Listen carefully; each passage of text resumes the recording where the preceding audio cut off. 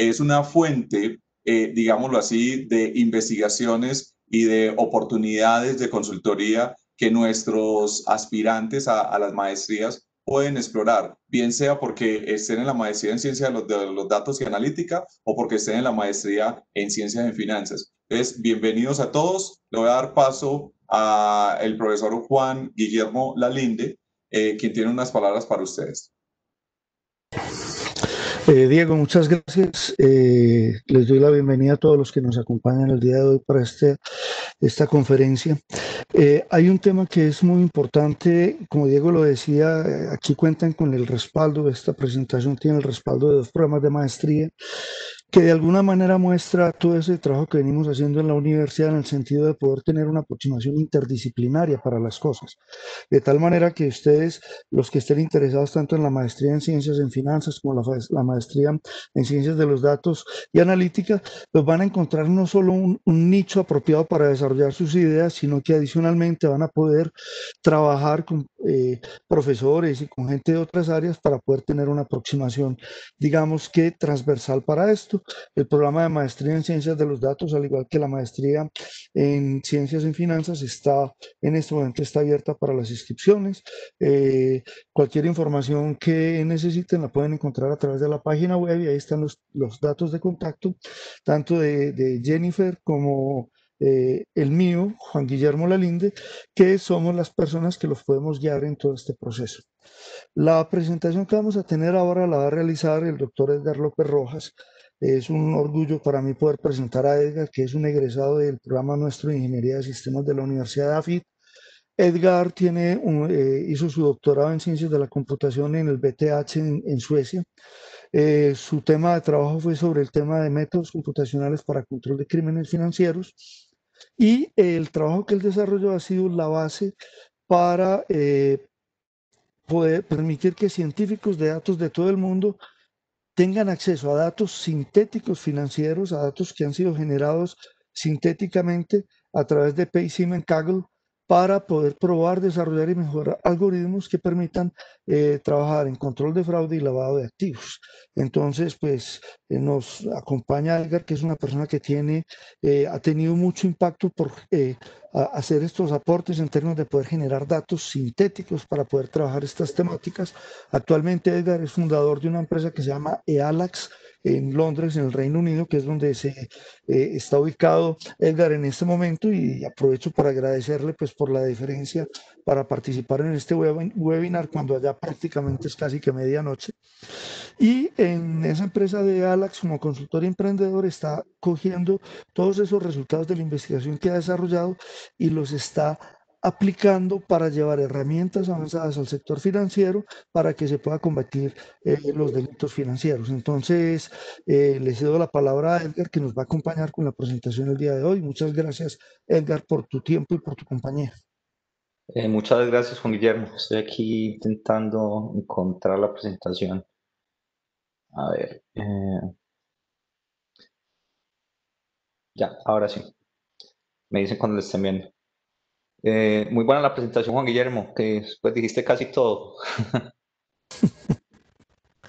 Me cuenta cuando estén viendo la presentación. Ya la estamos viendo. Perfecto. ¿Y me escuchan bien también? Sí. Bueno, primero que todo, pues un placer estar por acá. Agradezco mucho pues la invitación de Juan Guillermo y de Diego a participar en este proyecto de posgrados y de maestrías.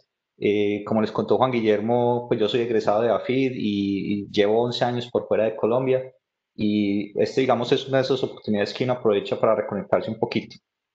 Digamos que la agenda de hoy, voy a hablar principalmente de 2 temas. O sea, uno de los temas es el problema, digamos, o parte de los resultados que yo he visto durante mi investigación de cuál es el problema de los crímenes financieros, por qué, digamos, a veces no estamos haciendo las cosas tan bien. Y la otra parte es contarles un poquito lo que estoy haciendo en la empresa para atacar, digamos, estos problemas. Y al final, pues vamos a hablar un poquito, digamos, a soñar, ilusionarnos con qué puede pasar en el futuro y ver, pues, cómo mejora todo. Bueno, les cuento, pues, o sea, de aquí hay más bien poquito, pues, que decir. Juan Guillermo ya lo dijo todo, como les conté. que llevo 11 años, digamos, en Europa, 7 años en Suecia, 2 años en Noruega y casi 2 años aquí en Londres, Inglaterra. Durante este tiempo, pues he trabajado, digamos, en investigación, tengo más de 25 publicaciones científicas y he estado dando charlas similares a estas, pues en muchas otras partes del mundo. He estado en Oxford, he estado en el gobierno de Inglaterra y una pues, de las conferencias más interesantes y llamativas fue el año pasado que me invitaron a Colombia, que estuve por la Universidad Jorge Tadeo en una conferencia de inteligencia artificial y finanzas. Y hoy ya estoy aquí en EAFI, o sea, cada vez que tengo la oportunidad, digamos, de volver a reconectarme con Colombia, lo hago. Empecemos un poquito en el tema de los problemas financieros, de los crímenes financieros. Esto, bueno, este slide es uno de los nuevos slides que le he metido a mi cuento. Lamentablemente fue un caso que le pasó a un amigo hace muy poco. Ahí está la dirección, inclusive después cuando vean los videos o los slides, pueden ver y leer un poco más de esto. Pero básicamente lo que le pasó a mi amigo fue que una chica muy atractiva por Instagram, aquí aparece el nombre Ria West, que realmente pues no es el nombre real, empezó a contactar a un amigo por Instagram y a través de, digamos, de social engineering, de ingeniería social, le empezó pues a decir que ella trabajaba como financial advisor en Estados Unidos, en Chicago, pero que ella era de Inglaterra y que estaba trabajando con una empresa de Inglaterra que se llamaba Earn Bitcoins, Earn BTC. De hecho, Earn BTC es una empresa legalmente constituida en Inglaterra. Es una empresa que ha tenido 3 otras empresas con el mismo nombre. Cada 2 años abren una empresa parecida con el nombre, después la cierran, después vuelven y abren otra. Los dueños son dueños distintos.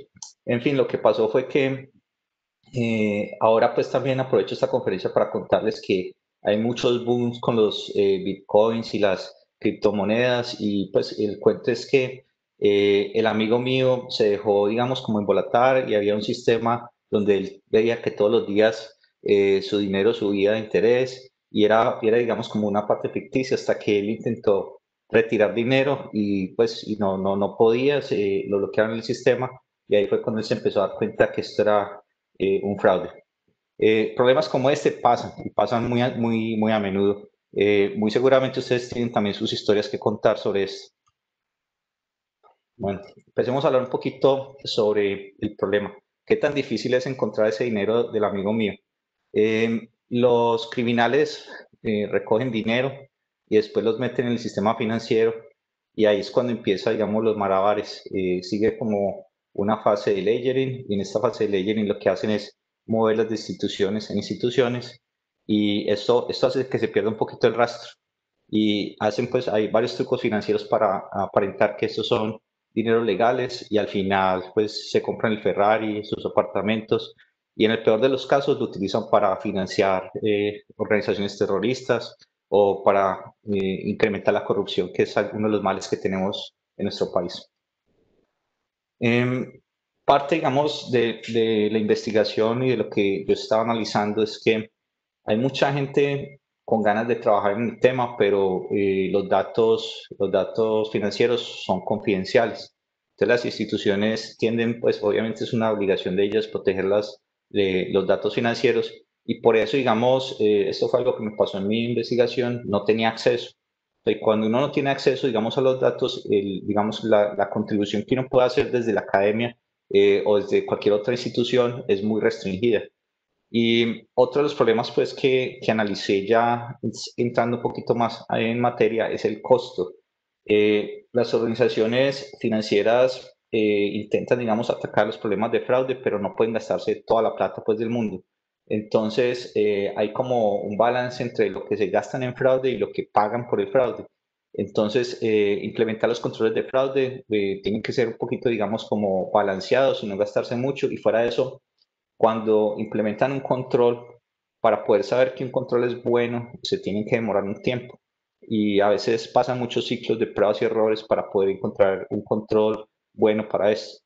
Y obviamente, pues, otro de los problemas es que cuando implementan un control efectivo, los criminales simplemente cambian su forma de operar y atacan a otras instituciones más débiles. Hay mucha evidencia de este problema, digamos, del problema de fraude, problemas de lavado de activos. En Latinoamérica hay una organización que se llama el Gafilat, que es como la parte, una organización internacional más grande, es parte de una organización internacional que es más grande que se llama el FAT, Financial Action Task Force. Y esta organización en Latinoamérica dice que hay, pues, que hay esfuerzos, pero que ha reconocido que hay retrocesos, digamos, en estos problemas, en los sistemas de lavado de activos y financiación del terrorismo. Y hablan pues también de que hay que reforzar las sanciones. Esto pasa mucho en Latinoamérica.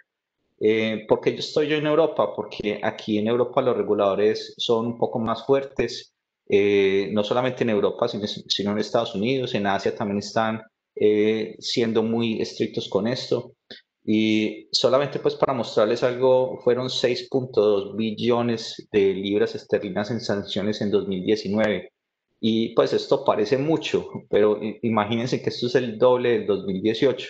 O sea, se duplicó en un año el nivel de sanciones.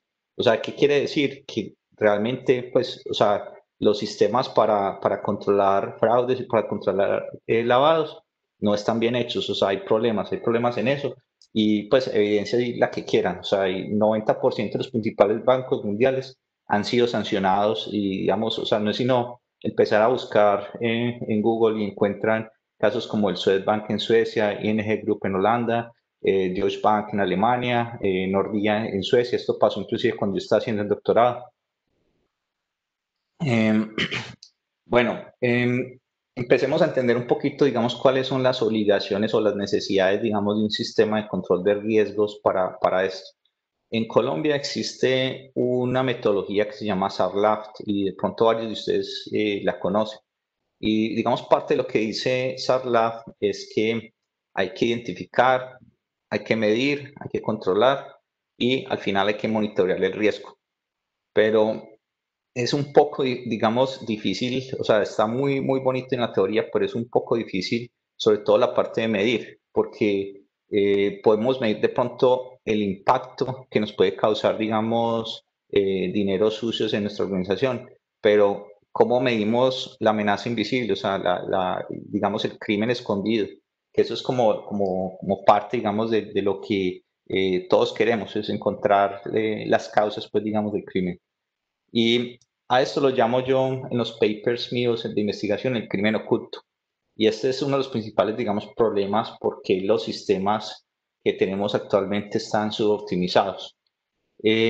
Los sistemas, digamos, en los bancos actualmente se enfocan en dos actividades principales. O sea, la primera es, quieren atrapar más criminales, o sea, hay que identificar más gente sospechosa. Ellos no pueden, digamos, juzgar, entonces ellos reportan como actividades sospechosas o previenen actividades sospechosas.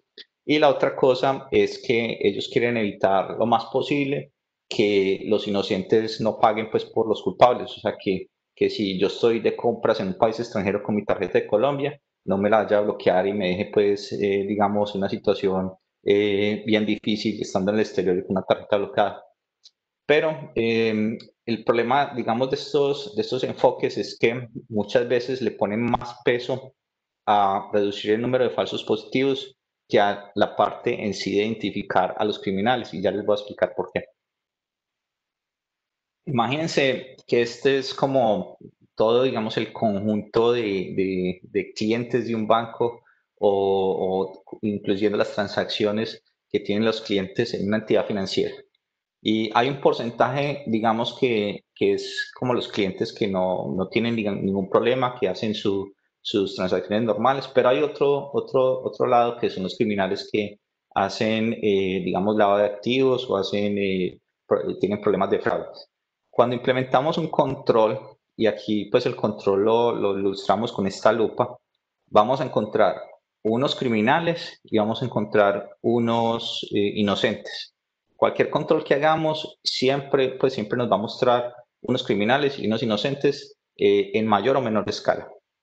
Entonces, ¿qué es lo que queremos? Digamos que partiendo, digamos, de la base que tenemos un control, queremos encontrar un control mejor. Entonces, para poder encontrar un control mejor, empezamos a hacer pruebas y digamos en las pruebas nos puede dar que tengamos un control que tome más de esta población de criminales, o podemos hacer un control peor, porque eso también puede pasar, que el control nos coja más gente inocente, o al final, otro caso que puede pasar es que simplemente encontremos criminales diferentes y criminales que estamos encontrando ya no los encontremos porque el control cambió de foco. Si pudiéramos, digamos, tener esta evidencia y certeza de que el control que tenemos es el mejor y podemos medir, digamos, cuál es la mejora, sería, digamos, el caso ideal, porque al final de cuentas lo que hacemos es, ¡pum!, llegar y aplicarlo en el sistema financiero. Y bueno, para hacer todas estas cosas es parte, digamos, del problema que les estaba contando, que les toma tiempo a los bancos, les toma mucho tiempo a los bancos para hacer esto.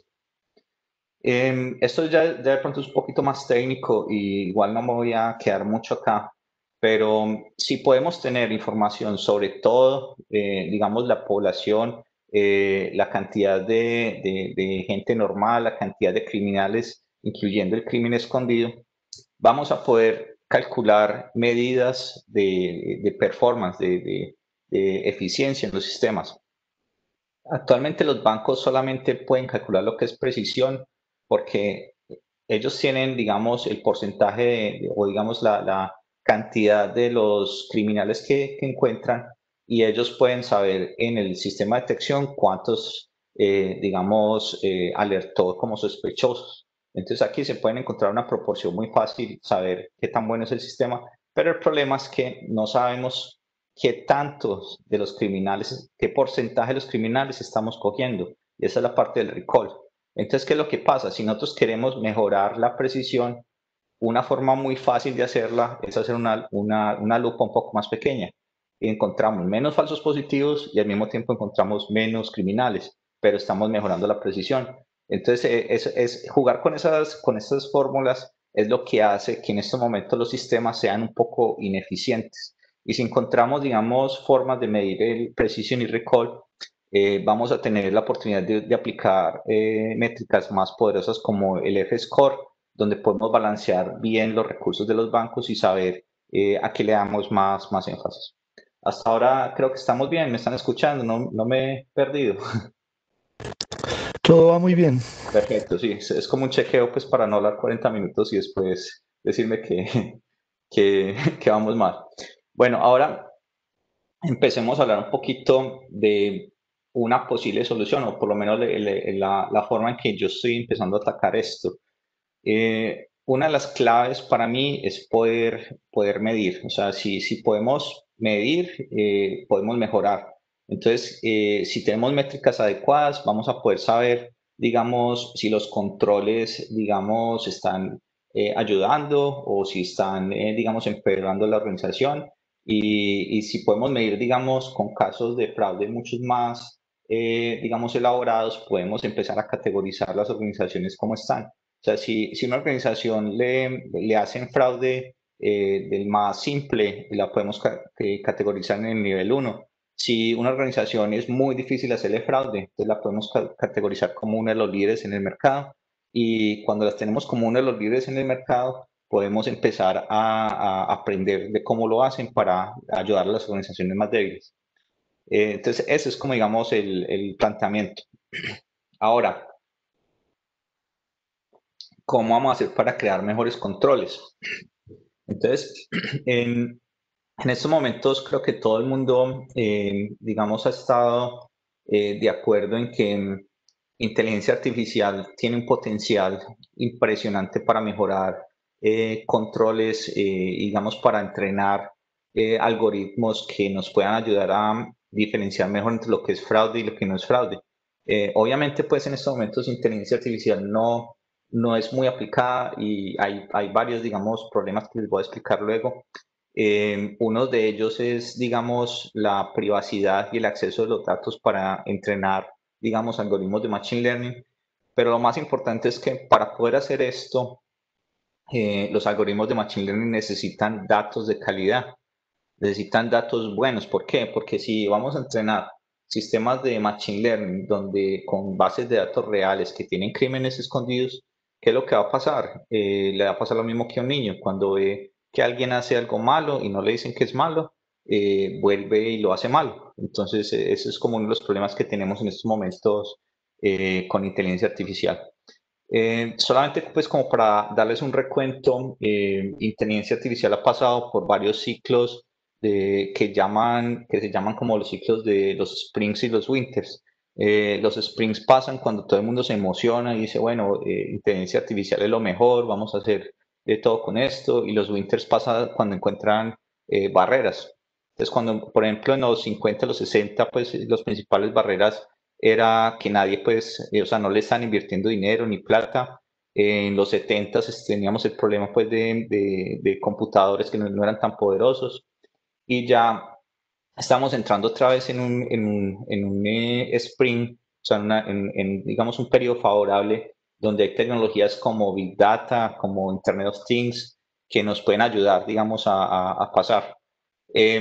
Obviamente, pues, para poder, digamos, tener todas estas cosas funcionando bien y funcionando con Machine Learning, tenemos que superar ciertas barreras que son un poco más específicas para el dominio que tenemos.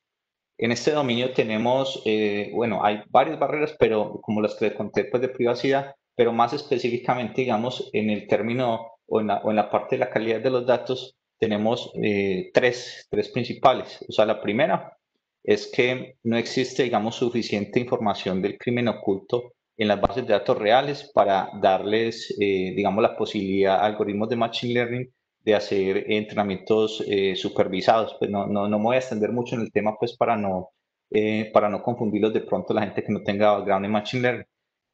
La otra parte es que como hay un poco, digamos, de disparidad entre la cantidad de datos reales que son normales y la cantidad de datos identificados como fraude, los algoritmos de Machine Learning tienden a generalizar, y muchos algoritmos no pueden con estas bases de datos desbalanceadas y empiezan a generar bias para esto. Y obviamente, pues la otra es el concept drift, que empieza a cambiar, que los algoritmos se vuelven obsoletos porque hay nuevas variaciones de los modus operandi. Esto es muy conectado, digamos, también con la parte de la solución. O sea, como hay muchos problemas para AI, casi siempre han salido tecnologías alternas para ayudarle a AI a potenciar, digamos, las capacidades que tienen y a sobreponerse, digamos, a las falencias. Entonces, las falencias que les presenté anteriormente en mi investigación, digamos, la forma de atacarlo es con datos sintéticos. Datos sintéticos, ¿por qué? Porque les voy a explicar más adelante todo ese cuento. Pero simulación y datos sintéticos es uno de los tantos, digamos, componentes que le ayudan a AI a poder, digamos, funcionar. Hay otros componentes como cloud computing, imagínense, en donde no tengamos donde almacenar estos terabytes de datos que estamos generando, o donde no podamos, digamos, guardar evidencia para los criminales en sistemas que sean digamos, ¿cómo se dice? Tamper. Bueno, ya se me olvidó un poquito el español. Que no puedan ser corruptos o, digamos, modificados. Blockchain nos presenta cosas de esas, y cuando empecemos a tener, digamos, barreras computacionales, digamos, por el nivel de procesamiento y por todas estas cosas, van a llegar eventualmente nuevas tecnologías. En estos momentos tenemos la computación distribuida, y eventualmente vamos a tener computadores cuánticos que van a superar, digamos, las capacidades de computación que tenemos en estos momentos. Entonces, la apuesta, digamos, de mi investigación y la mía como, digamos, entusiasta en esta área, es utilizar simulación para generar datos sintéticos que le puedan ayudar a la inteligencia artificial a funcionar mejor. Datos sintéticos, esto es algo, digamos, de lo que a mí, digamos, me motivó mucho más también a crear la empresa. La empresa mía fue creada el año pasado, en 2019, y cuando yo estuve viendo cosas como esta, que hay un montón de tecnologías emergentes que están entrando en lo que llaman el Hyper Cycle for Emerging Technologies de Gartner, y lo podemos identificar en amarillo. Amarillo son tecnologías que entre 5 y 10 años van a madurar. Yo me imagino, digamos, todas las instituciones financieras en un futuro usando datos sintéticos porque son mejores que los datos reales para entrenar Machine Learning y empezar, digamos, a cerrar ese gap que tenemos pues con los criminales. También pues mucha gente se preguntará, es que yo en mi organización tengo millones y millones de datos reales, ¿yo por qué necesito datos sintéticos? En Europa hay muchas regulaciones, digamos, de confidencialidad de datos y inclusive dentro de los bancos las personas no pueden acceder a todos los datos que necesitan a menos que tengan, digamos, como un caso justificado. Hay digamos, como unos cálculos que dicen que un científico de datos, inclusive dentro de una organización, se demora el 80% del tiempo pidiendo los datos que requiere y el 20% usándolos. Entonces, una de las ideas que tenemos es que necesitamos agilidad para desarrollar programas o algoritmos más eficientes, y una de esas, digamos, es con los datos sintéticos porque están disponibles, o sea, no tienen problemas de confidencialidad. Otros problemas que vemos es que los resultados no se pueden compartir. Esto ha sido, digamos, clave en la investigación, poder repetir, poder comparar con otras personas. Y, o sea, la comunidad científica de fraude, sobre todo en esta parte de fraudes financieros, hay millones de papers que dicen yo tengo el mejor método, pero pues uno solamente ve resultados de 99.9 de eficiencia, pero uno no puede ver los datos, no puede, digamos, repetir esos experimentos y es muy difícil, digamos, creerles a esos papers. Hay gente que los publica porque, digamos, la metodología tiene mucho sentido, pero llegar pues a reproducir esto es mucho más complicado.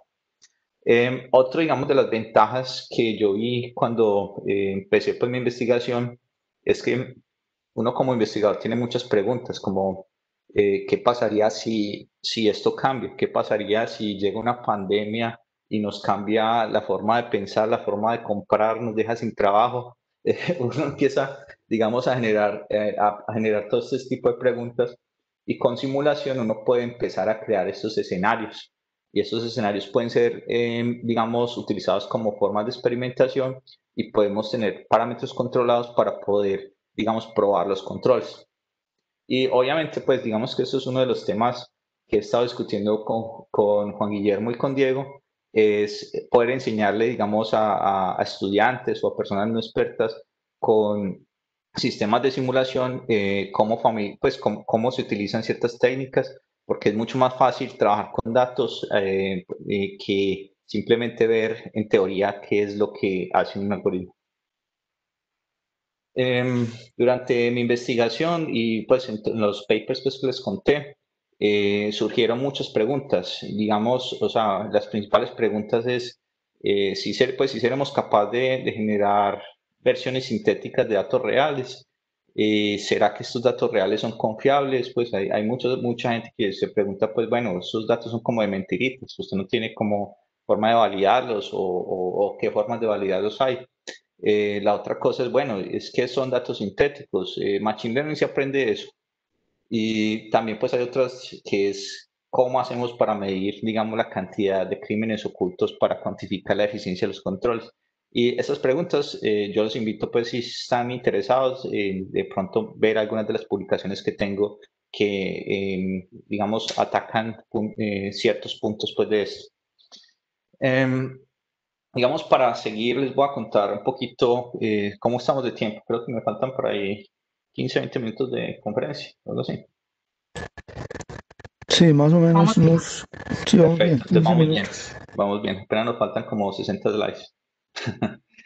Bueno, ¿cuál ha sido, digamos, el objetivo mío en los últimos 2 años?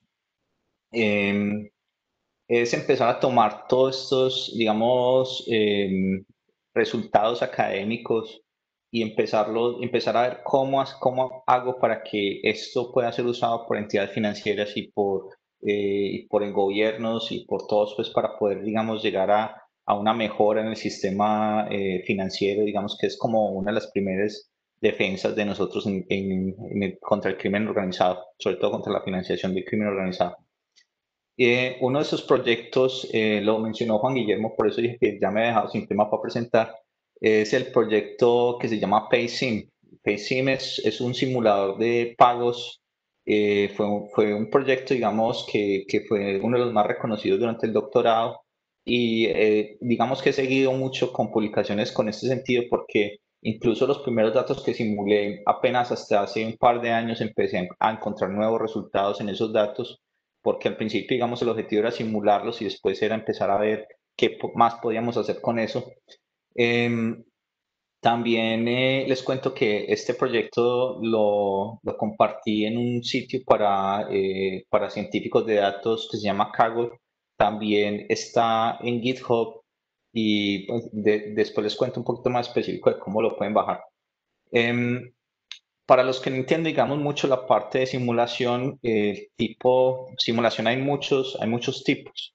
Hay simulación discreta, continua, bueno, todas las que ustedes quieran. La simulación que nosotros estamos usando es un tipo de simulación discreta que es específicamente simulación basada en agentes. En esta parte de simulación basada en agentes, uno genera, digamos, como objetos, digamos, esto se utiliza mucho con programación orientada a objetos y tampoco pues quiero como confundir mucho a la gente que no tiene, digamos, conocimientos de programación, pero la idea es que uno crea un superagente que, digamos, en la parte financiera es como un cliente y cada, digamos, agente que se deriva de esto es como una especie o un tipo de cliente, digamos, los clientes corporativos, los clientes que tienen más poder adquisitivo, los que viven en ciertas jurisdicciones, y uno empieza a crear esos perfiles, digamos, de clientes normales, pero al mismo tiempo puede crear tipos de agentes que se comportan de manera maliciosa, o sea, que su intención de pronto es defraudar al sistema financiero o utilizarlo y abusar del sistema financiero para lavar activos. Y cuando uno genera sus programitas, obviamente pues requiere cierto tiempo pues y elaboración y dependiendo pues de qué tan buenos los haga uno va a ser el resultado. Estos agentes empiezan a crear instancias y estas instancias se despliegan en un ambiente y en este ambiente ellos empiezan a interactuar y es cuando empiezan a crear como estas transacciones comerciales y toda esta parte, digamos, de interacción que hace que se generen unos fenómenos emergentes, digamos, por ejemplo, si uno ejecuta un control o pone limitaciones al sistema, va a empezar a ver los efectos que causan en cada uno de los microcomportamientos de los agentes. En el caso de PaySim, el proceso, digamos, que utilizamos para desarrollar PaySim fue utilizar datos reales. Estos datos reales hicimos unos procesos de análisis estadísticos y de análisis de redes para sacar unos parámetros que eran no confidenciales. Estos parámetros no confidenciales se utilizaban como entrada al simulador y el simulador corría, digamos, esta lógica de los agentes. O sea, todo el modelo estaba escrito acá. Una vez teníamos, digamos, este simulador y lo corríamos por un periodo de tiempo, el simulador nos generaba datos sintéticos. Obviamente necesitamos hacer un proceso de validación para saber si los datos se parecían o no a los reales, qué tanto se parecían. No queríamos que fueran iguales porque prácticamente pues sería como copiar esto y cambiarle los nombres.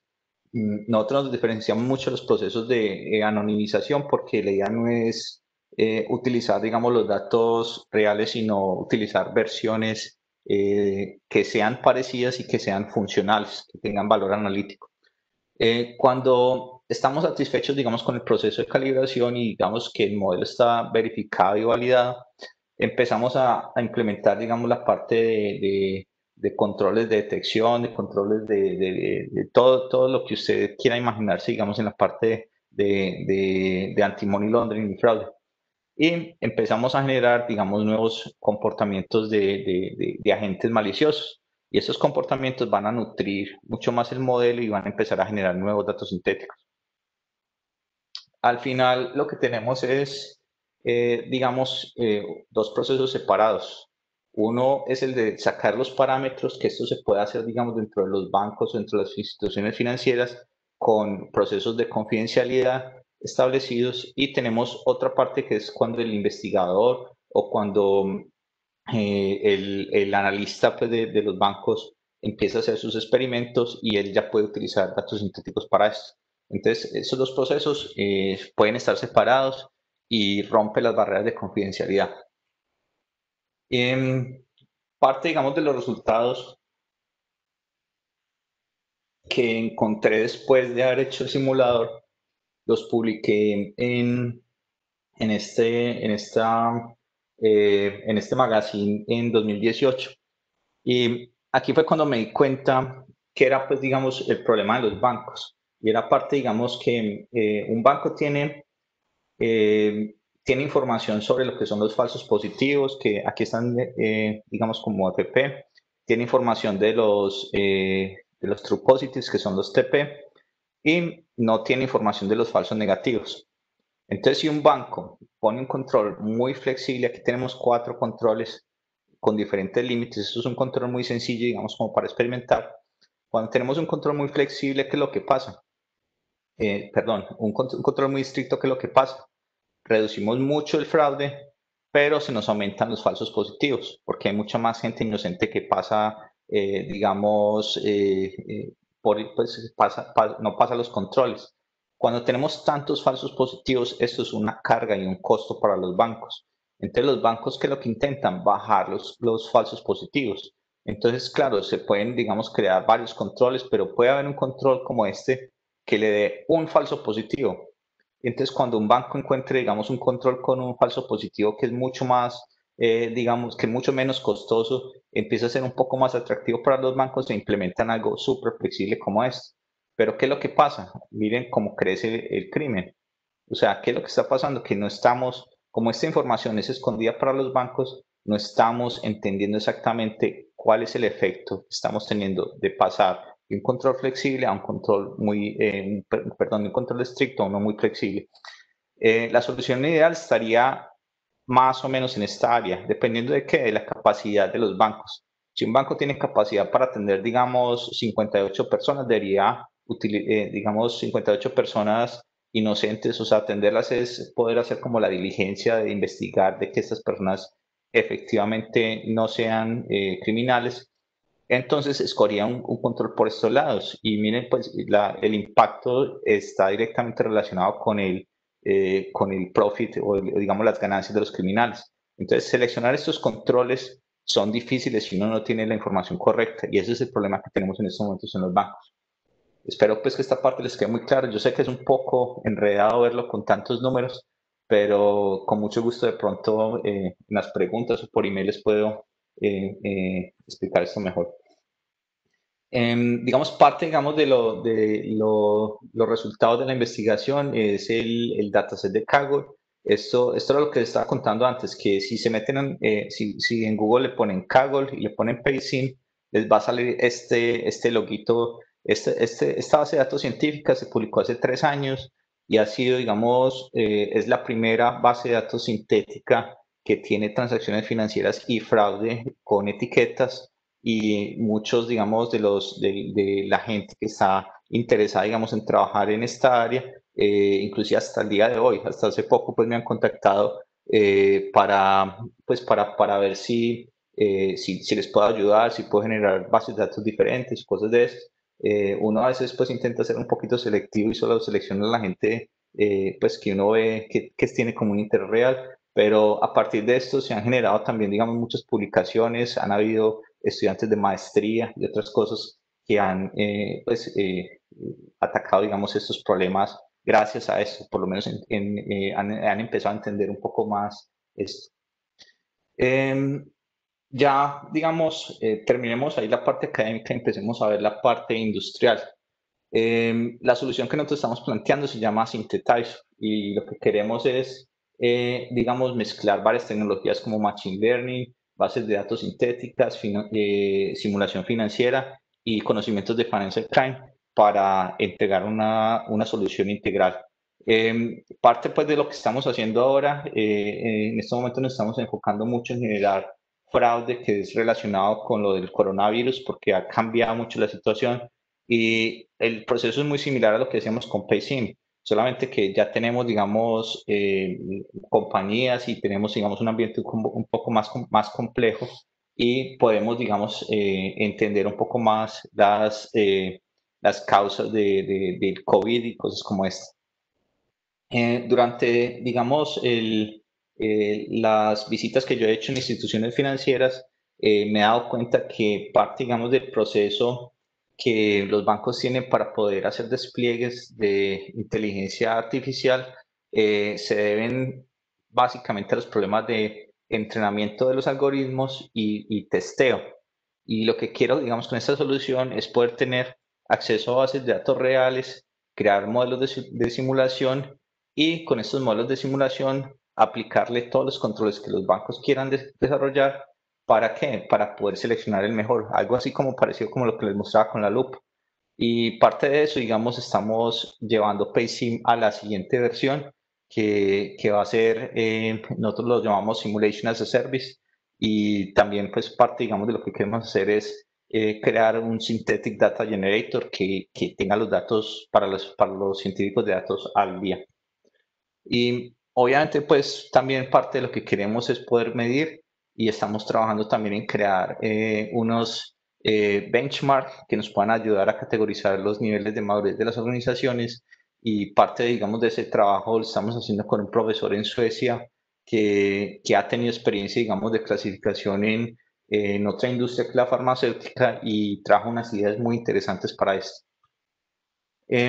Finalmente, pues digamos, eso ya es un poquito más de ingeniería de software, que los componentes pues que tenemos son modulares y están, digamos, con una arquitectura de microservicios que pueden ser llamados indistintamente y la idea es que dentro de los bancos hay muchos otros servicios existentes y la idea es poder soportar la arquitectura de servicios que ellos tienen actualmente. Bueno, digamos que como para poder empezar, digamos, como a finalizar el tema, yo diría que hablemos como de lo que nos espera. ¿Qué es lo que queremos? O sea, queremos con Synthetizer poder crear herramientas para soportar procesos de supervisión, de auditoría y obviamente pues mejorar los monitoreos. Queremos también ayudar a generar datos sintéticos para proyectos colaborativos, la estandarización, digamos, de que también está una institución, es algo, digamos, de lo que estamos trabajando fuerte. Obviamente nos interesa mucho poder soportar la investigación y el desarrollo de Machine Learning para FinCrime Analytics y sin datos es muy poco probable. Queremos crear también como una comunidad que gire en torno a la parte, digamos, de datos sintéticos. Y en esta comunidad, pues parte, digamos, de la comunidad sería la academia y otra parte sería el gobierno y otra parte sería las instituciones financieras y los vendedores. Y para eso creé, digamos, también he estado participando en unos proyectos colaborativos con el gobierno de Inglaterra, que uno de ellos es el Digital Sandbox, que parte, pues, digamos, de lo que está haciendo es intentar crear bases de datos sintéticas y nosotros le estamos ayudando en ese proceso en estos momentos. Este proyecto va a salir en una beta privada en 1 o 2 meses más o menos y esperamos que, digamos, que en cuestión de meses ya esté disponible para el resto de las personas. Finalmente, sí. Oiga, perdón, no sé, te quería hacer una preguntita antes de que avanzaras ahí, que tenemos Claro. en el chat. Y nos pregunta José Díaz que, que si el uso de datos sintéticos en el entrenamiento, digamos por su naturaleza, no Sí. restringiría un poco la aplicabilidad de Machine Learning para lo que se busca. Y si eso limita en particular la predicción de eventos de fraude. Bueno, realmente lo que estamos buscando es lo contrario. O sea, creemos que con los datos sintéticos lo que vamos a hacer es poder generar etiquetas para que los algoritmos de Machine Learning puedan aprender mejor digamos, los comportamientos que no conocemos y por medio de procesos, digamos, de benchmarking podemos también identificar qué patterns digamos, transacciones o comportamientos los algoritmos de nosotros que nosotros hemos desarrollado no son reconocidos. O sea, poder saber no solamente lo que detectamos y intentarlo detectar mejor, sino también entender cuáles son las anomalías que nuestros algoritmos en estos momentos no encuentran. O sea, la idea es enriquecer los datos reales para poderle dar un poco más de luz a los algoritmos de Machine Learning para que puedan identificar mucho más fácil esto. Espero que eso de pronto haya solucionado un poquito la pregunta. Ok, gracias Edgar. Edgar, y Listo. aprovecho, hay una relacionada con esa, y Sí. es de cómo se comparan, digamos, los datos reales con los datos simulados. Dado que los datos reales, tú sabes que cuando uno está con bases de datos reales, hay mucho outlier, hay mucho ruido. ¿Cómo hacen ustedes, digamos, para replicar eso o qué tan similares son? Bueno, eso es como si uno cogiera, digamos, objetos en 3 dimensiones y le toma una foto, digamos, a un objeto en 2D, en 2 dimensiones. Esta foto te muestra, digamos, una cara del objeto. Si vos tomas otra foto exactamente en el mismo ángulo, vas a poder empezar digamos, a encontrar similitudes. Entonces, en la parte de datos sintéticos hay muchas dimensiones o, digamos, atributos o features que uno puede comparar. Y a medida que uno compare estos atributos con métricas de similitud, hay muchas métricas para eso también, no entro mucho, digamos, a decirte exactamente qué tan buenos son unos datos reales con otros, sino la idea es entender un poquito para qué los quiero, porque yo a veces necesito que en ciertos atributos estén muy bien, pero en otros no me importa tanto porque, digamos, los algoritmos no los usan. Entonces, la idea es calibrar estos modelos para que me generen datos, digamos, realistas y usables para los algoritmos en las dimensiones que estoy trabajando los algoritmos. Espero que eso de pronto haya resuelto la pregunta. Yo creo que sí, para mí me quedó claro. Listo. Bueno, de todas maneras, invitamos a los asistentes a que nos pueden hacer preguntas y si no quedó claro, nos preguntan otra vez. Sí, a mí me gustaría ya terminar como las últimas 2 slides que tengo. Y digamos, el mensaje es muy claro aquí al final. El mensaje es que en estos momentos, digamos, hay muchas ineficiencias en el sistema, las entidades financieras están muy desconectadas entre sí, los actores se aprovechan de digamos, los actores, no, los criminales se aprovechan de una institución, después van a otra, saltan a otra, y necesitamos algo nuevo, necesitamos algo que sea un poco más destructivo, que nos ayude a habilitar estos procesos de colaboración entre las empresas y entre las instituciones para poder prevenir y no solamente detectar. Y finalmente, pues parte, digamos, esto es otra de las publicaciones que hice el año pasado.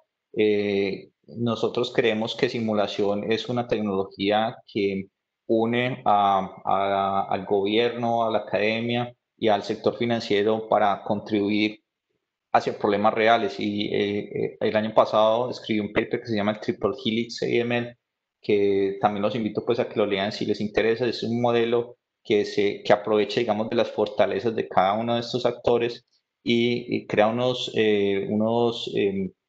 feedback loops de retroalimentación para poder mejorar y atacar ciertos problemas.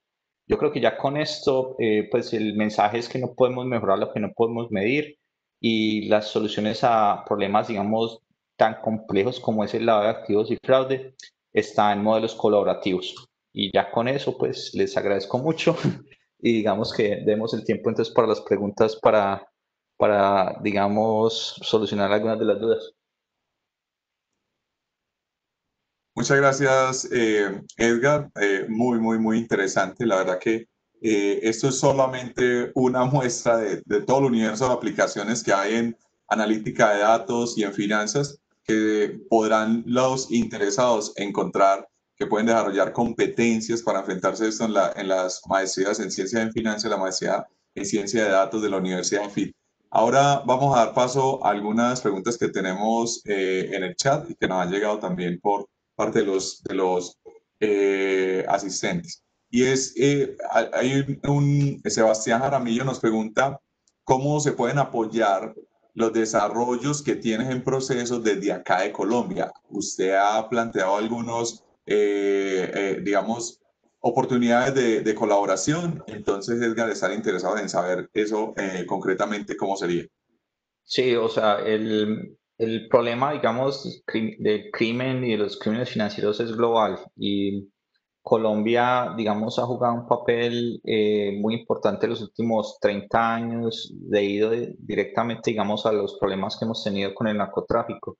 Y de hecho he estado en conversaciones con entidades financieras de Colombia, obviamente pues con EAFIT como institución académica, con organizaciones del gobierno para empezar, digamos, a contarles, vea, esto existe y tenemos que empezar, digamos, a buscar formas de trabajar para este lado porque, digamos, el problema es real y el problema no es solamente de Colombia. Y en Colombia a veces digamos, como nos ha dolido un poquito más, hemos tenido unas regulaciones como, con modelos como el SARLAF que nos han ayudado, digamos, a mejorar considerablemente.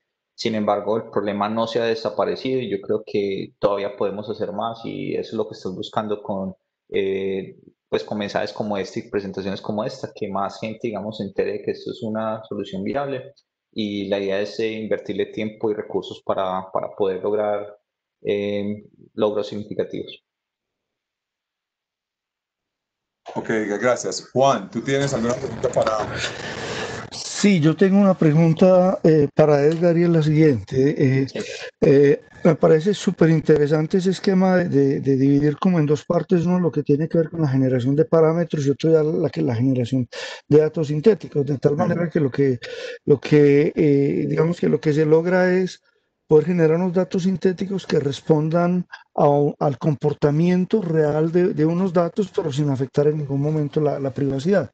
Claro. Te quería hacer una pregunta en el sentido de si, obviamente, pensando más en el campo de analítica y ciencias de los datos en general, si encontrás o has experimentado con utilizar esta forma de generar datos sintéticos en áreas diferentes a estas que puedan tener restricciones similares en términos de confidencialidad, por ejemplo, en el sector salud o cosas así por el estilo.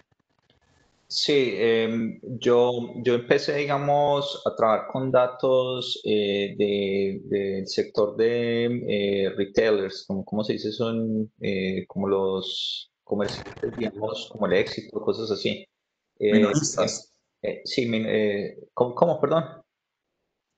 minoristas. Sí, o sea, como minoristas, pues como los comerciantes, digamos, que no son los bancos, que es la parte financiera, sino creo que en Colombia le dicen el sector real. Eh, estos comerciantes, digamos, tienen comportamientos distintos y obviamente pues tienen barreras de confidencialidad menores, pero tengo entendido que hay aplicaciones, digamos, para el área, digamos, de la salud como tal, de los registros médicos son súper confidenciales en muchas partes del mundo y creo que esto, digamos, sería una otra de las aplicaciones que actualmente está en auge y es poder crear datos sintéticos para datos confidenciales como los médicos. Obviamente, pues, digamos, desde el punto de vista académico suena muy interesante, pero desde el punto de vista comercial, digamos, como empresa, tenemos recursos limitados y estamos enfocados en este caso de uso, que es donde tenemos fortalezas para eso. Muchas gracias. Bueno, también les quería contar, pues, digamos, una pregunta adicional es, actualmente, digamos, los modelos de simulación que hemos publicado académicamente han sido, digamos, los pioneros en esta área y a partir de eso ha habido mucho avance, digamos, no solamente en el área de los agentes de Agent-Based Modeling, sino también en el área de inteligencia artificial y ya, digamos, hay sistemas de inteligencia artificial que replican datos de una manera impresionante, que son casi reales, que inclusive hay mucho riesgo de disclosure, de data leaks. Y eso, digamos, es muy conocido por ustedes, por estas aplicaciones de Facebook que les cambian el género a las personas. Son los sistemas de Machine Learning como los GANs. No sé si de pronto conocen eso, pero o sea, el futuro, digamos, promete que vamos a poder tener datos sintéticos mucho más realistas. Esto es una evolución. Al principio los videojuegos nunca tenían el nivel de resolución que tienen ahora y a medida que tenemos más recursos y más inversión vamos a poder crear nuevas simulaciones y mucho más realistas. Gracias, Edgar, muy interesante. Entonces, con esto yo creo que podemos cerrar. Hay digamos, un interés en general por parte de las entidades financieras aquí en Colombia en tener gente bien capacitada, bien sensible, con competencias que pueden llevar no solamente su conocimiento de los productos financieros y de cómo funciona un banco en general, sino que sea capaz de tomar competencias de ciencia de los datos y analítica para solucionar problemas reales y el problema, como tú lo mencionaste, de fraude es algo que ocurre en muchas organizaciones. No estamos hablando solo de bancos, sino aseguradoras, bolsas de valores, firmas comisionistas, todas las instituciones del sector financiero tienen que ser muy cuidadosos con eso. Entonces, muy interesante toda tu conferencia, Edgar, te agradecemos muchísimo en nombre de la Maestría en Ciencias de Finanzas y creo pues que Juan va a hacer lo mismo en nombre de la Maestría en Ciencia de Datos y Analítica y a los asistentes muy especialmente por haber participado. Muchas gracias, Edgar. Hombre, muchas gracias a ustedes por la invitación y yo espero que digamos que esto sea el comienzo de varias colaboraciones de este tipo con ustedes. Sí, me uno al agradecimiento de Diego y creo que también me uno a lo que dice Edgar en el sentido de que es el inicio de posibles colaboraciones.